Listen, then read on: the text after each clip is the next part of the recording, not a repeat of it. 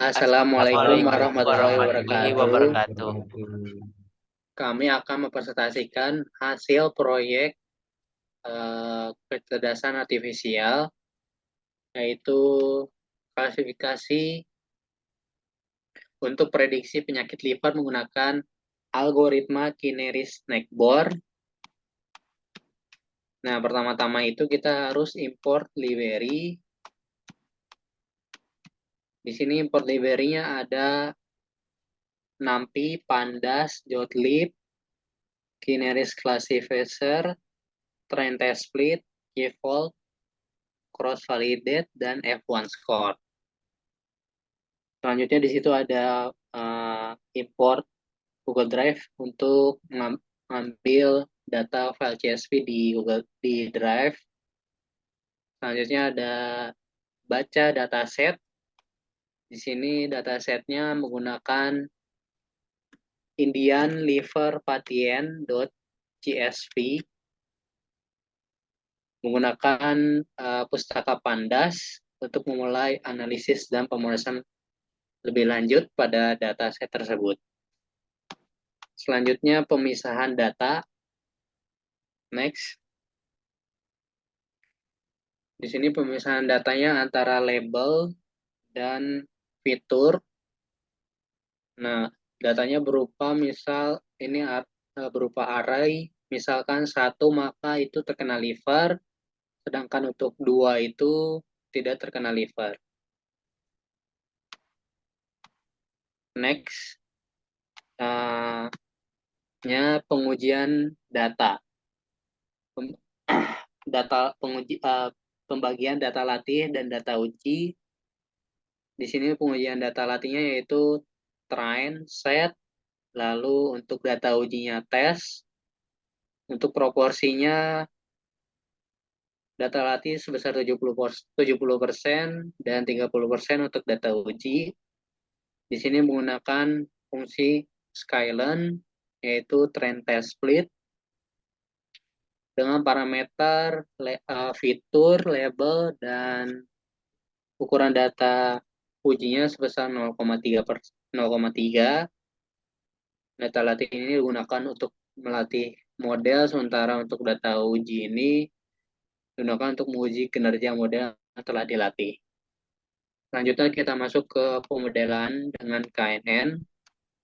Nah, proses pemodelan KNN ini K-nya itu 3, lalu kita melakukan fitting dari data training menggunakan fungsi fit. Next-nya kita masuk ke prediksi hasil. Nah, tadi setelah fitting di atas, ini hasilnya berupa array, hasil prediksi yang sudah kita lakukan fitting. Selanjutnya kita masuk ke perbandingan, yaitu Y-true dan data yang sudah diprediksi sebelumnya. Di sini data frame-nya untuk mudah melihat perbandingan. Nah, dari hasil perbandingan ternyata ada beberapa yang tidak akurat dari prediksinya, tapi akurasinya lumayan tinggi, di mana Y-true itu ada yang tidak terkena liver, tetapi dari prediksi terkena liver. Itu di kedua ya. Kedua itu Y-true-nya tidak terkena liver, terus prediksinya ternyata terkena liver, dan yang keempat juga sama, dan yang 171. Selanjutnya kita masuk ke pengukuran performance. Di sini menggunakan key fold dan cross validation untuk end split-nya sebanyak 10 iterasi. Nah, di situ ada hasilnya sebesar 10 iterasi dimulai dari 0 sampai 9. Untuk skornya itu ada accurate, precision, dan juga recall. Selanjutnya kita masuk ke hasil performance model KNN-nya. Berdasarkan hasil dari 10 iterasi tadi di atas, akurasinya sebesar 66,01%, artinya ya, cukup baik dari total sampel dalam data set pengujiannya. Lalu precision sebesar 75,54% dari pasien yang diprediksi memiliki penyakit hati sebenarnya menderita penyakit hati.